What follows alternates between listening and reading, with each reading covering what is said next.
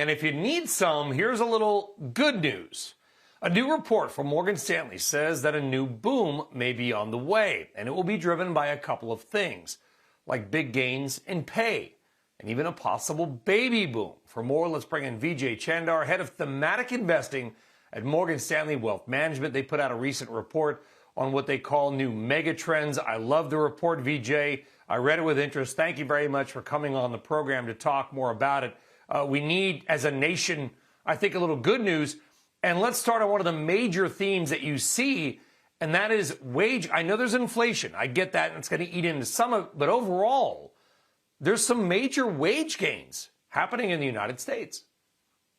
Absolutely. Thanks, Brian. And so what we highlight in the report is really two factors that we think could contribute to a multi-year trend that's positive for the U.S. consumer. The first is right where you started, which is strong wage gains creating one of the strongest financial capacities to spend that we've seen in U.S. households, perhaps in recent history.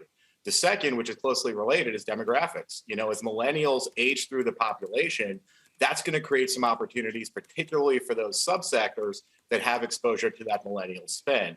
Now, I just want to make one caveat, which is in the near term, as we think about the next 3 or 6 months, there's going to be a lot of noise out there, right? We're anniversarying stimulus from last year. We're going to have a rebalancing in the consumer away from goods and stay-at-home winners. But if we take a step back and think about what the next several years look like, households are in strong financial shape, demographics are positive, and we think that's going to lead to a multi-year mega trend in the U.S. consumer.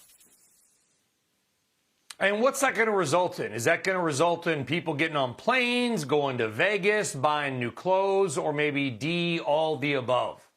Yeah, you know, I think it's a combination, right? And so as we think about 2022 and the next several years, I think in both the near term and the intermediate term, there's going to be opportunities around travel and leisure, right? We're all pent up.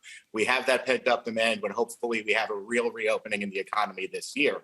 If you think about the demographic picture, though, on that side, we know that millennials prioritize experiences over things, so that should be supportive for several years. But at the elder age of the age spectrum, we have retiring baby boomers who should benefit from a strong wealth effect that also may, participate in that type of travel. Two other opportunities we like, specifically related to millennials, companies that are facilitating commerce in a way that millennials want to be engaged with. So omni-channel, e-commerce, as well as those companies that provide the infrastructure, the platforms for things like digital and direct to consumer. And then the third area we highlight as a potential opportunity is the obvious one, and that is housing. We have a very tight housing market today. We think we could have several years of demand as millennials continue to age, and that should be constructive. Let's talk about that, because millennials, the older ones, they're not kids anymore. Some of them are nearly 40. And you know what happens? You're living in a one-bedroom in Manhattan. You're feeling pretty good. You're married. Then you buy a 3-bedroom house in the suburbs. And I'm speaking from experience, Vijay. And then you know what you do? You try to make babies. And you build a family to fill up those bedrooms. And one of my predictions for this year, nobody cares what I think, but I want you to comment on it, was that I think we are going to have a baby boom in the, whether it's the pandemic, lockdown love, or whatever you want to call it. I think there's going to be a demographic shift and a baby boom maybe for years. I read that in your report as well. Do you see a lot of little ones on the way, which will drive spending? Because when you have a kid, as our viewers know, you spend a lot of money. Absolutely. It's a great point. And if we just think about where we are, the oldest millennials turned 40 during the pandemic. Millennials are 80 million strong. We've seen household formation pick up. To your point, what happens after households form? You tend to start seeing, births rise.